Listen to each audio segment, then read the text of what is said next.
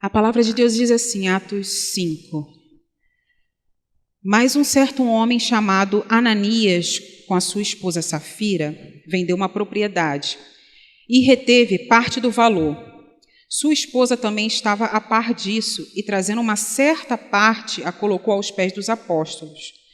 Mas Pedro disse, Ananias, por que Satanás encheu teu coração para que mentisses ao Espírito Santo e retivesses parte do valor da terra? Guardando-a, não ficava para ti? E, após ser vendida, não estava em teu próprio poder? Por que concebeste esta coisa em teu coração? Tu não mentiste aos homens, mas a Deus. E Ananias, ouvindo essas palavras, caiu e entregou o espírito. E um grande temor veio sobre todos os que ouviam estas coisas. E levantando-se os jovens, enrolaram-no e, carregando-o para fora, sepultaram-no. E houve um intervalo como de 3 horas, e entrou sua esposa, que não sabia o acontecido. E Pedro lhe disse, dize-me, vendeste, portanto, aquela terra? E ela disse, sim, portanto. Então Pedro lhe disse, porque os puseste de acordo em tentar o Espírito do Senhor? Eis que os pés dos que sepultaram o teu marido estão à porta e carregarão a ti. E ela imediatamente caiu aos seus pés e rendeu o espírito. E entrando os jovens, acharam-na morta e levaram e a sepultaram-na junto com seu marido. E houve um grande temor em toda a igreja e sobre todos os que ouviram estas coisas. Amém? Podem se sentar.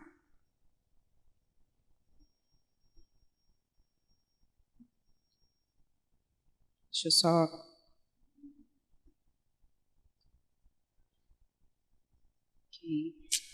Bem,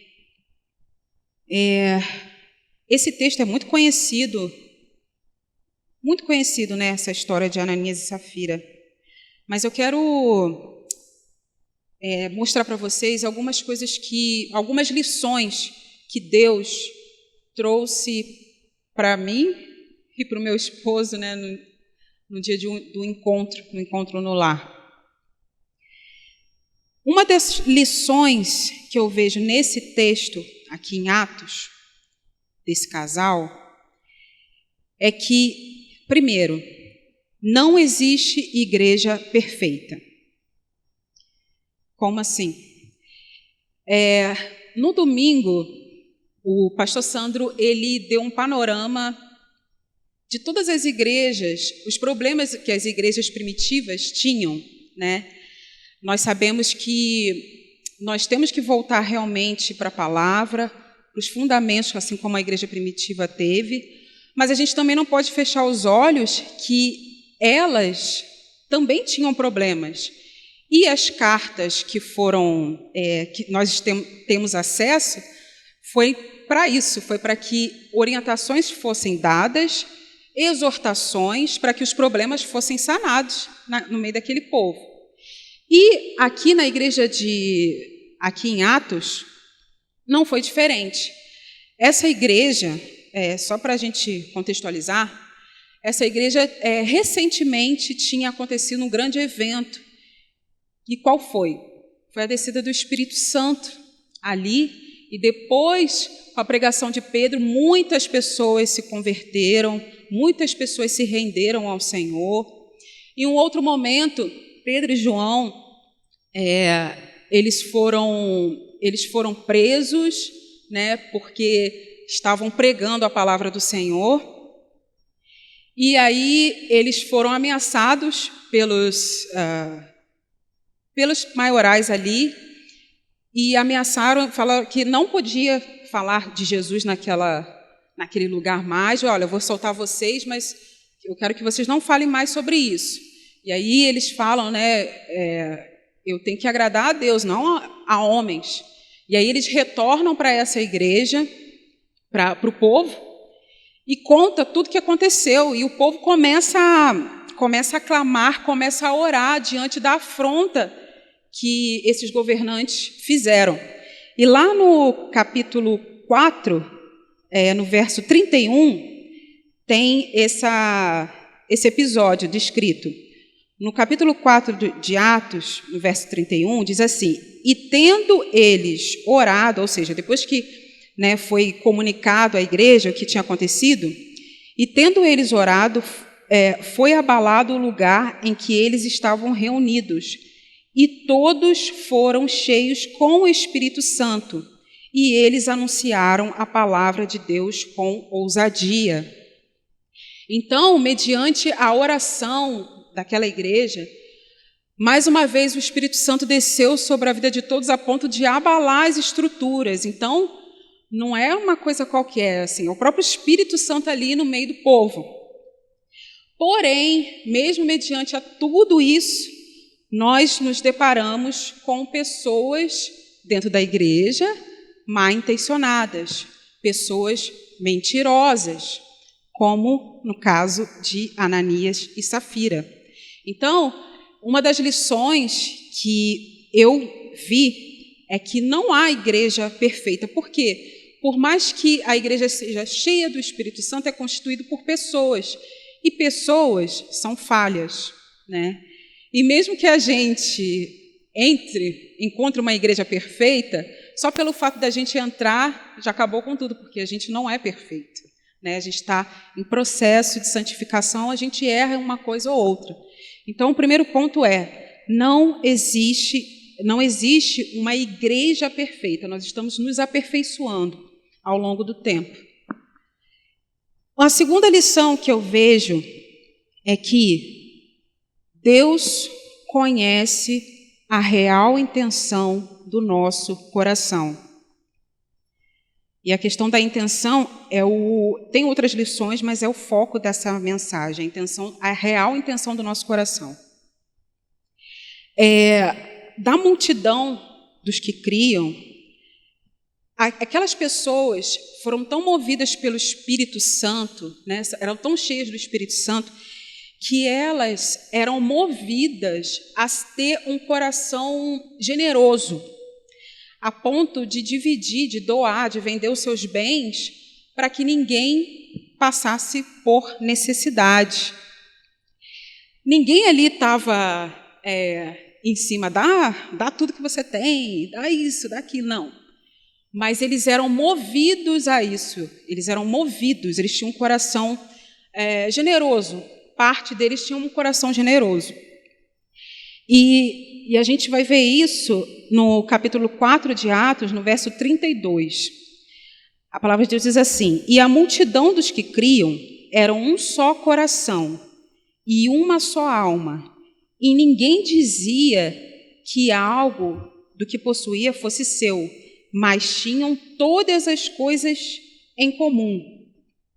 E aí, pulando para o versículo 34, diz assim: e não havia nenhum necessitado entre eles, porque todos os que possuíam terras ou casas, vendendo-as, traziam os valores das coisas que foram vendidas e os depositavam aos pés dos apóstolos, e distribuía-se cada homem segundo a sua necessidade. Então, o mover do Espírito Santo ali era de levar um coração generoso daquelas pessoas. E aí, no capítulo 4, o último exemplo foi o José, que foi apelidado por Barnabé. Ele, possuindo uma terra, vendeu e trouxe dinheiro e depositou aos pés dos apóstolos. E aí, né, imagina a situação. A pessoa tem bens, né? E aí ela movida pelo Espírito Santo, ela resolve vender e dar de oferta, e doar aquela oferta para a igreja, né, para os necessitados. E aí, conforme as pessoas davam, eu acredito que isso trazia uma motivação para que outras pessoas também fizessem. Mas a maioria delas, né, tirando Ananias e Safira, elas tinham uma intenção genuína, era uma intenção boa, era uma intenção segundo o coração de Deus, era uma intenção boa. Porém, esse casal, Ananias e Safira, eles, diferente dos demais, não tinham essa intenção. Eles não tinham essa intenção de generosidade. E aí eu fico imaginando que, conforme as pessoas doavam as suas ofertas, as outras pessoas observavam, obviamente. E eu creio que, assim, na minha imaginação, eu falei assim, poxa, que pessoa generosa, que pessoa de Deus, né? Olha só, ela tá doando aquilo que ela tem para dar de oferta. Nossa, que pessoa de Deus. Poxa, graças a Deus por isso. Louvado seja Deus pela vida dela, né? E aí, Ananias e Safira, vendo isso, ele viu que boa parte das pessoas estavam fazendo isso. E aí, no seu coração, falou assim, olha, a gente não vai ficar de fora disso, né? O que eles vão pensar da gente? Vamos fazer aqui também, vamos vender, mas assim, a gente não dá tudo, a gente dá só uma parte do valor, fica retido com a gente, e a outra parte a gente dá. Só que a intenção deles, pelo que eu vi, eles queriam aplausos, reconhecimento das pessoas, da comunidade, da igreja. Eles não queriam o reconhecimento de Deus, eles queriam o reconhecimento dos homens. A sua intenção não era conforme a palavra de Deus. Então, a gente sabendo que Deus, Ele sonda, Ele esquadrinha os nossos corações, eles achavam que iriam passar batido. Eles achavam que iria passar desapercebido, que realmente ninguém ia saber, era uma coisa que o casal fechou entre eles, ninguém precisava saber, mas Deus, Ele conhece, Deus, Ele sabe o nosso coração, Ele sabe cada intenção, cada ato, o que tem por detrás desse ato. Então, não adianta a gente tentar fazer uma coisa ou mostrar alguma coisa se a intenção não é genuína, porque Deus, Ele conhece, Ele sonda os nossos corações. E lá em Jeremias 17:10, a palavra de Deus fala assim, eu, o Senhor, esquadrinho o coração e provo as entranhas, e isto para dar a cada um segundo os seus caminhos e segundo o fruto das suas ações. Então, irmãos, Deus conhece cada ação nossa, não é visto só por homens, mas é visto por Deus, e a intenção delas, a motivação delas. Então, a segunda lição que eu vejo aqui é que Deus, Ele conhece, Ele sabe qual é verdadeiramente a nossa motivação. E a terceira lição que eu vejo aqui nesses versículos,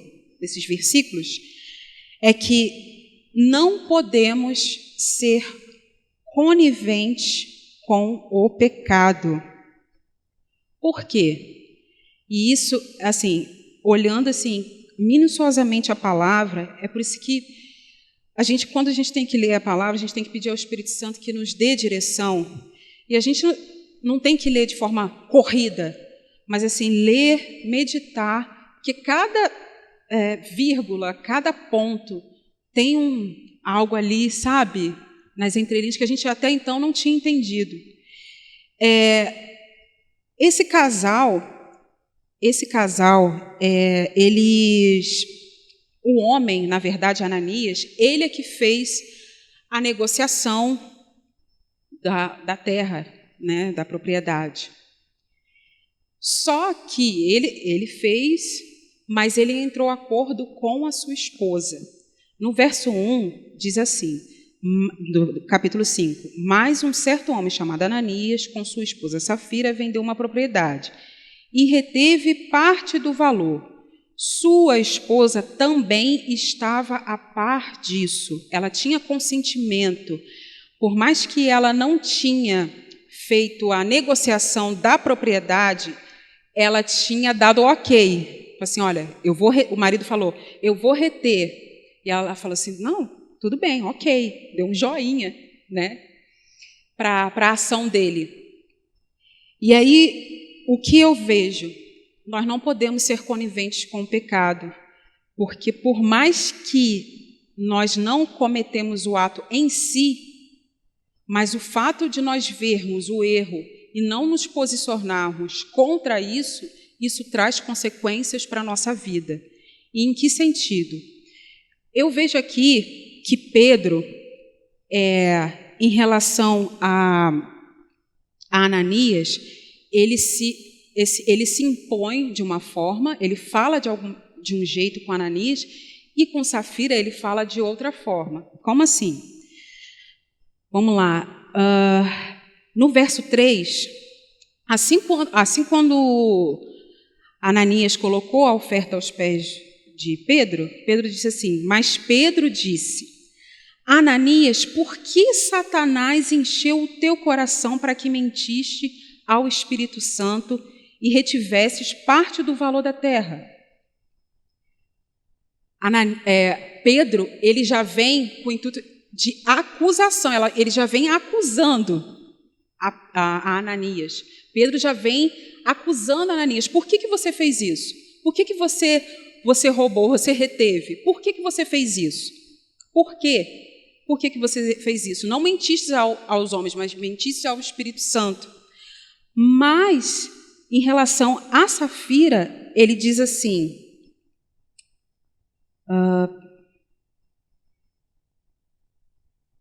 no verso 8, Pedro diz a mulher que não sabia o que estava acontecendo, ele fala assim, e Pedro lhe disse, dize-me, vendeste, portanto, aquela terra? Ela disse, sim, portanto. Ele não vem acusando, ele perguntou, foi portanto que você vendeu essa terra? Eu vejo como uma oportunidade que ela teve de falar, não, de fato eu errei, de se arrepender. Mas não, ao invés de se arrepender, ela sustentou a mentira. E aí foi o fim para ela, porque no verso 9 diz assim, então Pedro lhe disse, por que puseste de acordo em tentar o Espírito do Senhor? Eis que os pés dos que sepultaram o teu marido estão à porta e carregarão a ti. Gente, ela não vendeu, não foi ela que levou, não foi ela que vendeu a terra, ela foi cúmplice do marido, ela foi cúmplice. E por causa da cumplicidade do erro, ela levou também o castigo. Isso é muito sério, isso é muito sério, muito sério. Nós não podemos ser coniventes com o pecado. Nós devemos nos posicionar contra ele, e não numa revolução de paus e pedras, mas mediante a palavra de Deus, ser firmes na palavra de Deus. Está rolando na internet um burburinho de uma cantora que falou, que comentou que um amigo dela, que é homossexual, perguntou para ela, Bruna, você canta no meu casamento? Ela falou assim, olha, se você casar com uma mulher cheia de Deus, eu vou sim. Aí ele falou assim, não, você sabe o que eu estou falando. Ela falou assim, olha, se eu for no seu casamento, eu vou parar de cantar, eu vou parar de pregar a palavra. Eu vou parar de pregar a palavra. Porque não condiz com aquilo que eu creio, que eu prego. Então, se eu fizer isso, se eu cantar no seu casamento, eu vou estar sendo conivente, entendeu? Ela se posicionou na palavra, ela não foi, vamos dizer assim, homofóbica, ela se posicionou naquilo que ela creu, naquilo que ela crê. E aí que nós vemos que a cantora era homofóbica, e ela está sendo atacada de todos os lados, enfim. Um grupo está atacando ela, mas ela, em nenhum momento, ela recuou, pelo contrário, ela falou assim, não, a gente tem que se posicionar, porque Jesus está voltando, sim. Jesus está voltando, a gente tem que se posicionar, a gente não pode ver algo e ficar calado, a gente tem que se posicionar, porque Jesus está voltando. E esse posicionamento é o que a gente tem que ter. Não só lá fora, mas na nossa intimidade também. Quando a gente põe os nossos olhos, quando a gente vê algo, por exemplo, que não condiz com a palavra de Deus, qual é a forma que eu me posiciono? Não vendo, não corrompendo mais, me corrompendo com aquilo que eu tenho ouvido, assistido pela TV, pela internet, né? Porque muitas pessoas não veem TV, mas veem a internet, que dá quase na mesma coisa, porque tem porcaria em todos os meios, tem todos os meios. Então, se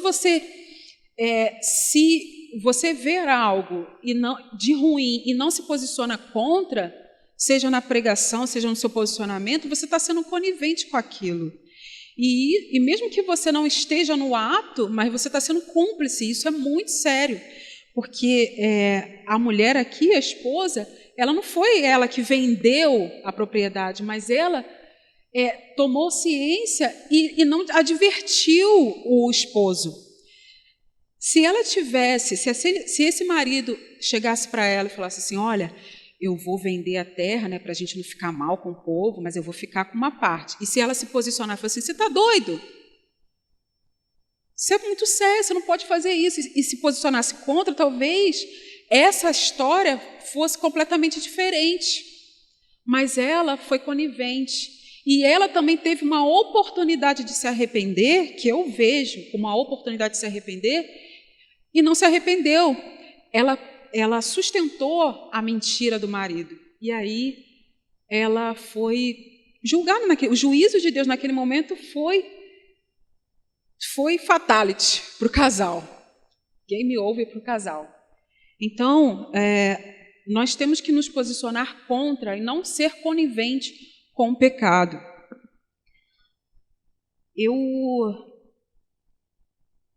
Lá em Romanos, irmãos, lá em Romanos 12, Romanos 12, 2, o apóstolo Paulo fala muito fala sobre isso. A palavra fala assim, e não sede conformados com este mundo, mas sede transformados pela renovação da vossa mente, para que experimenteis qual é a boa, agradável e perfeita vontade de Deus. Nós não vamos revolucionar o mundo tacando pedra, com paus e pedras, armas, mas nós vamos revolucionar o mundo com a palavra de Deus. É a palavra de Deus que muda, que transforma. É a palavra de Deus. Então, que nós venhamos revolucionar o mundo com as nossas atitudes, sendo a Bíblia que o mundo não lê. Não só falando, mas sendo a própria palavra, né? Sendo o exemplo, assim, que as pessoas possam ver a gente e reconhecer Cristo em nós. É assim que nós iremos mudar. Não podemos assim mudar o mundo, porque a palavra tem que se cumprir. Mas as pessoas têm que reconhecer que há algo diferente em nós. E esse algo é o Espírito Santo. Lá em Efésios 5, Efésios 5:11,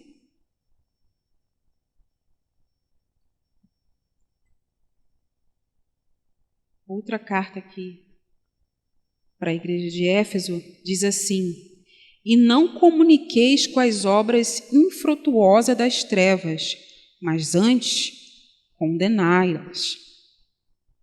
Nós não temos que ser conivente.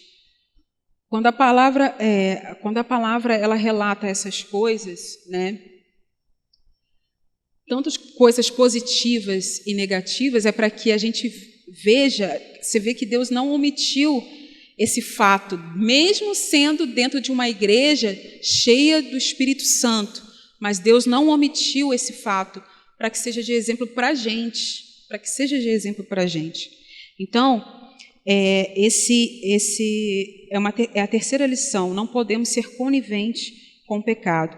A outra lição que eu vejo é que com Deus não se brinca.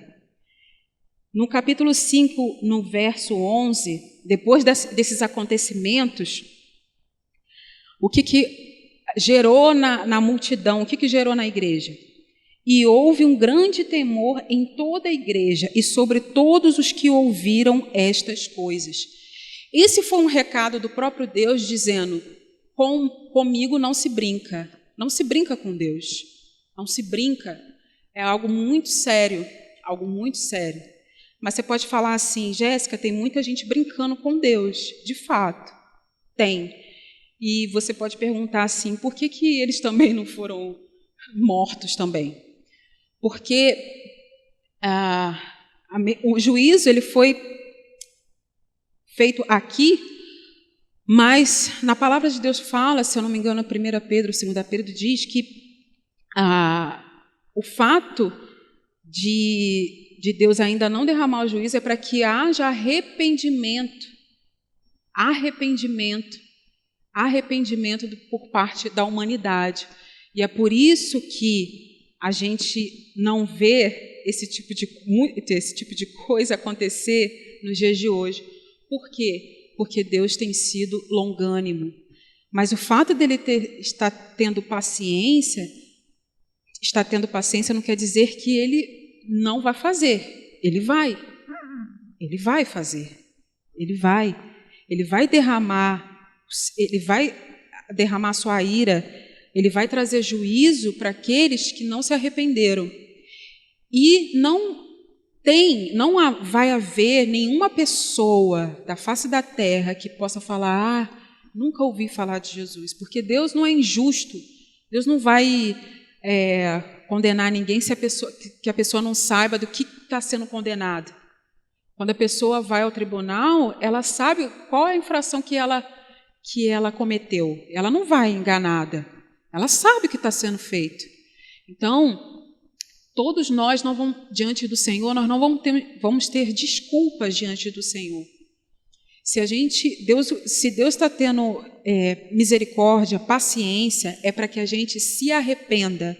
Está dando tempo para a gente se arrepender. Esse é o chamado de Deus para as nossas vidas, arrependimento. Em Gálatas 6,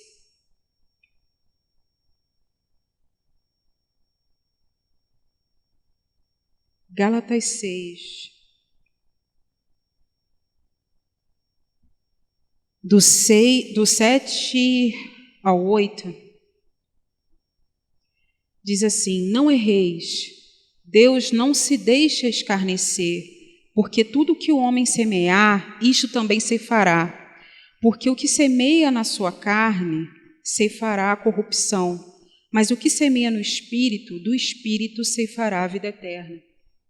Então, tem outros versículos também que embasam que a gente não pode brincar com as coisas do Senhor, que Deus é santo, Deus é amor, mas Deus é justiça, Deus é fogo consumidor. Deus é misericordioso, mas Ele vai derramar a sua ira para aqueles que não se arrependeram, daqueles que escarneceram do Senhor. Então, não se deixe, não se zomba de Deus. Esse foi o que eu vejo como recado para a igreja de Atos e para a gente, nos dias de hoje. Com Deus não se brinca. Com Deus não se brinca. E aqui, está quase finalizando, uma outra lição muito que até então eu nunca tinha percebido, é que a quinta lição é a bênção versus juízo. Como assim? Apesar desse casal ter tentado enganar ao Espírito Santo, aos homens, ao Espírito Santo, eu não vejo o relato, não tem um relato de Pedro devolvendo o dinheiro. Vocês vão entender. Eu não vejo aqui na Bíblia que Pedro falou assim: olha, você não cumpriu o que prometeu, então toma aqui, não quero seu dinheiro, não. Eu não vejo Pedro devolvendo, nenhum dos discípulos devolvendo. E aí, qual é a conclusão que eu chego?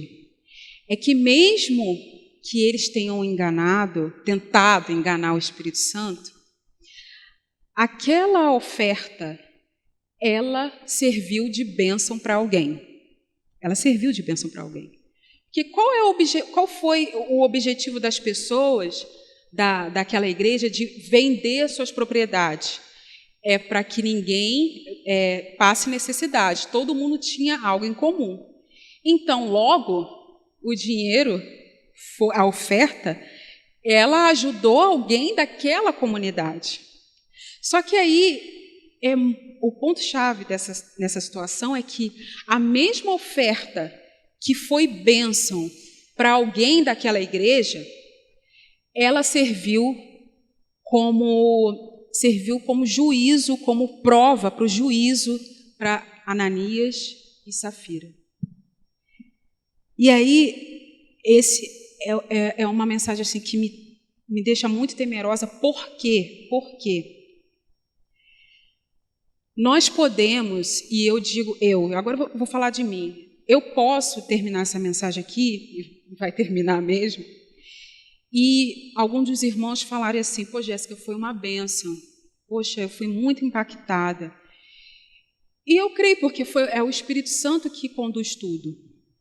Mas olha só, se a minha intenção, mesmo pregando a palavra, não for genuína, se o meu coração não estiver alinhado com o coração de Deus, se a minha mente não estiver alinhada ao coração de Deus, se a palavra não fizer sentido primeiro para mim, a palavra vai ser bênção para você e juízo para mim, prova para mim, se eu não me arrepender. Vocês estão me entendendo?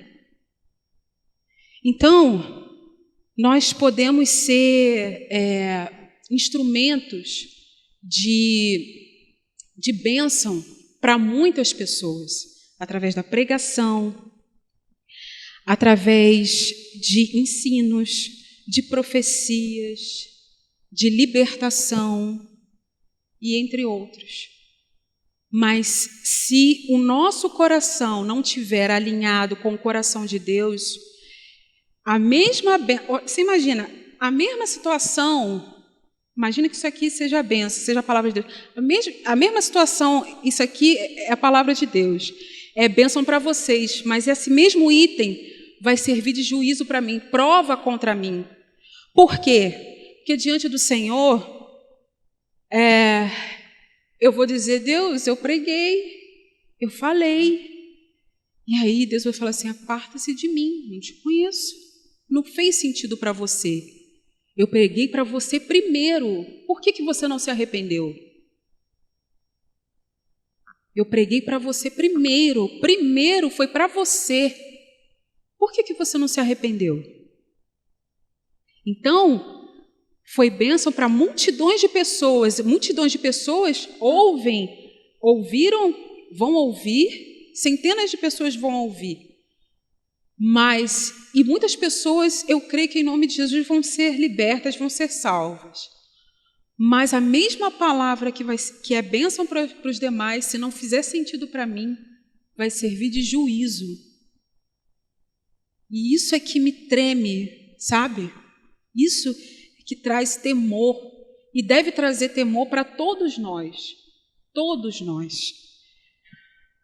Em Mateus, por favor, abram suas Bíblias em Mateus 7.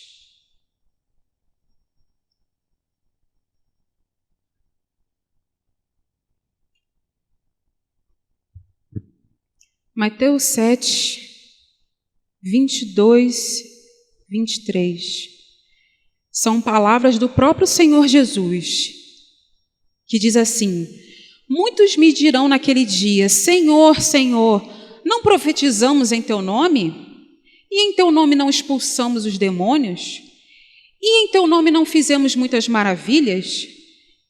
E então lhes declarei: eu nunca vos conheci. Apartai-vos de mim, vós, trabalhadores da iniquidade. Isso é muito sério. Isso é muito tenso. E tem que causar muito temor na gente. para que a gente não leve a vida com Deus de qualquer maneira. Porque essas pessoas que profetizaram, que expulsaram o demônio, foram instrumento de bênção para muitas pessoas. Muitas pessoas, pelas mãos delas, foram libertas. Muitas pessoas, pela boca dela, ouviram das profecias de Deus, porque profetizaram em nome do Senhor. Profetizaram, libertaram em nome do Senhor. Mas naquele grande dia não vão ter parte com Deus, aqueles que profetizaram. Por quê? Porque sua intenção não foi genuína, não teve relacionamento. Se tivesse realmente o coração segundo o coração de Deus, iria primeiro se arrepender, primeiro para si e depois para os outros. Primeiro para si, depois para os outros. Então, nós podemos ser bênção de qualquer maneira, seja pregando, ensinando, discipulando, visitando, louvando, enfim. Muitas pessoas podem ser convertidas, salvas, libertas, mas olha, pergunta para si, qual a intenção do meu coração?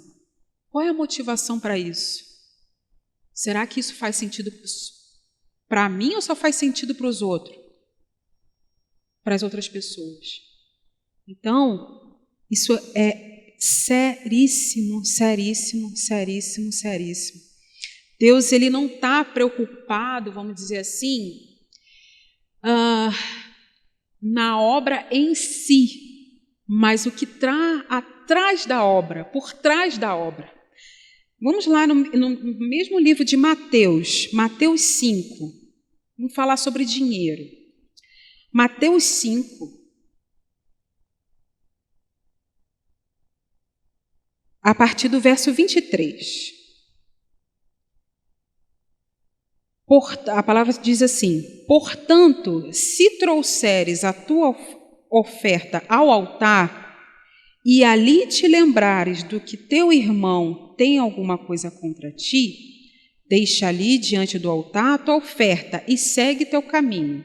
Primeiro, reconcilia-te com teu irmão e então vem e oferece a tua oferta. Deus não está preocupado com a quantidade de dinheiro que você está doando, aquilo que você tem ofertado. Mas você pode até ofertar e vai ajudar muito a igreja, sim. Vai ajudar os missionários, vai ajudar, vai ser bênção. Mas se você tiver alguma coisa contra alguém, essa mesma oferta que abençoou missionários, trabalho de missões, pastores, igrejas, vai servir de prova contra você. Porque lá no verso, dando continuidade, a partir do verso 25, entre em acordo rapidamente com o teu adversário, enquanto tu estás no caminho com ele, para que não aconteça que o adversário te entregue ao juiz, e o juiz te entregue ao oficial, e tu sejas lançados na prisão. 26. Na verdade, eu te digo que de nenhuma forma sairás de lá enquanto não pagares o último quadrante.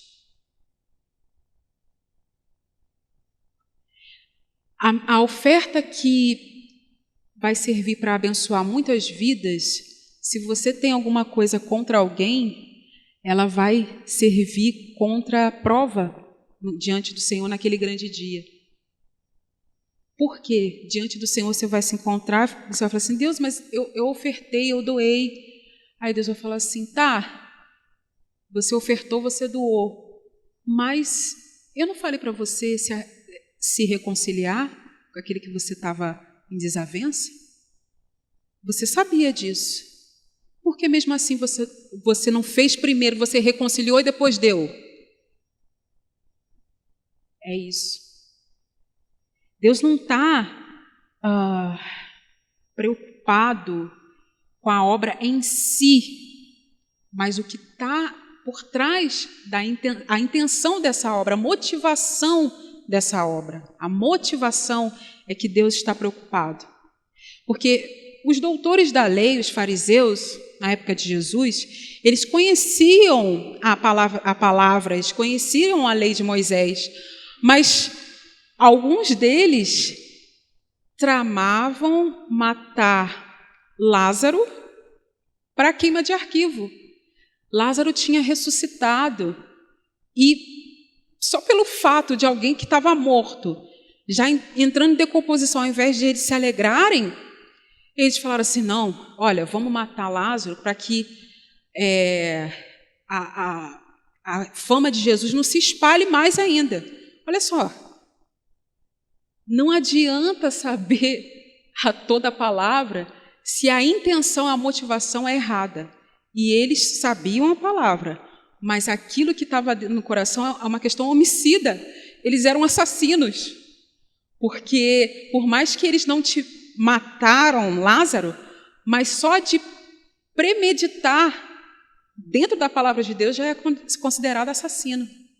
Então, diante do tribunal de Deus, eles eram assassinos, só pelo fato de pensar. Era isso que Jesus veio mostrar para eles, só que eles não entenderam porque eles estavam cegos. E que a gente, nessa noite, não se permaneça, se há a cegueira em nós, que a gente não permaneça na cegueira, Mediante a tudo que foi lido, depois que eu parei e meditei por muitos dias nessa palavra, a minha oração foi que, Deus, alinhe o meu coração segundo o teu, alinhe a minha mente segundo a sua mente, Senhor. Porque se você fizer esse exercício de, em tudo que fizer, pensar, por que eu estou fazendo isso? Qual é a motivação? Você vai se surpreender que, na maioria das vezes, não é para glorificar o nome de Deus. Não é. É para glorificar a si mesmo. E eu me deparei com isso. Eu falei assim, caramba, por que eu estou fazendo isso? E se você entende que nós nascemos para glorificar a Deus, a gente entende que tudo na nossa vida, em qualquer forma, onde a gente estiver, na escolha da roupa, em qualquer ato da nossa vida, a gente quer mostrar a Deus. Então, quando eu comecei a fazer esse exercício, e é aquilo, né? Primeiro a palavra tem que fazer sentido para mim, para depois eu passar. Então, quando eu comecei a fazer esse exercício, eu vi que isso aqui não é pela motivação certa que eu estou fazendo. É pela motivação incorreta. Meu Deus, tenha misericórdia de mim, me perdoa. Então, eu vou fazer pela motivação correta agora. E é isso que tem que ser a nossa vida. Tudo que nós fizermos, a gente tem que evidenciar Cristo. A nossa motivação tem que ser genuína. Mediante a tudo que foi dito aqui, se você se deparou que a sua intenção em muitas coisas não tem sido glorificar o nome do Senhor, Deus está te chamando ao arrependimento. Arrependimento. Não faça como essa mulher que sustentou a mentira. Deus está dando uma oportunidade para a gente para se arrepender. Jesus está voltando. Não é tempo da gente mais viver aquilo que a gente não é. A gente tem que ser verdadeiro diante de Deus e diante das pessoas. A gente tem que ser verdadeiro. Deus conhece, Deus sabe, gente. Não adianta colocar uma máscara, colocar uma roupagem de algo que a gente não é. Não adianta, Deus sabe, esquadrinha, sabe o nosso coração, sabe a nossa intenção, sabe o que a gente vai falar daqui a alguns minutos, segundos. Deus conhece. Não adianta a gente tentar fingir ser uma coisa que a gente não é. Vamos ser sinceros diante do Senhor e vamos pedir daqui para frente que o nosso coração se alinhe ao coração do Senhor, que a nossa mente seja a mente do Senhor, porque esse é a única forma da gente não cair na forma como esse casal caiu. Em nome do Senhor Jesus. Essa é a palavra que Deus quis ministrar à igreja e aquilo que eu não conseguir me expressar, me falar, eu creio que o Espírito Santo vai continuar ministrando ao coração de vocês. Amém? Vamos ficar de pé em nome de Jesus.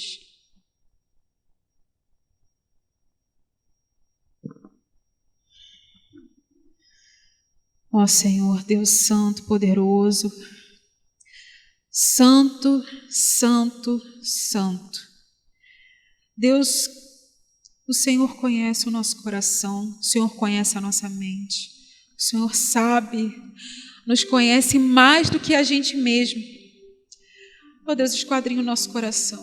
Se a nossa intenção não é genuína, se a nossa motivação tem sido errada, Pai, nos mostra, nos orienta, nos disciplina, Senhor, porque nós queremos Te honrar, nós queremos Te exaltar, nós queremos Te glorificar.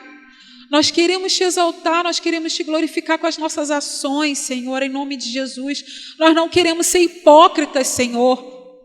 Nós queremos ser verdadeiros, nós queremos ser sinceros diante de Ti. Ó Deus, não nos deixa, Pai, cair no engano, Deus. Cair no engano do Senhor não se zomba. Não há como nos esconder de Ti, Senhor. O Senhor se faz presente em todos os lugares. O Senhor se faz presente em todos os lugares. Não há lugar, nenhum lugar, nem debaixo da terra, nem nos céus, nenhum lugar podemos nos esconder do Senhor. O Senhor se faz presente em todos os lugares, Senhor. Ó Deus, nos ajuda, Pai, nessa caminhada. Nos ajuda, Senhor, nos ajuda. Nos ajuda a caminhar, nos ajuda a ter discernimento. Nos ajuda, Senhor, porque essa caminhada é difícil, não tem sido fácil. Mas ajuda os meus irmãos a caminharem, Pai, em nome do Senhor Jesus. Levanta aquele que está caído, Senhor.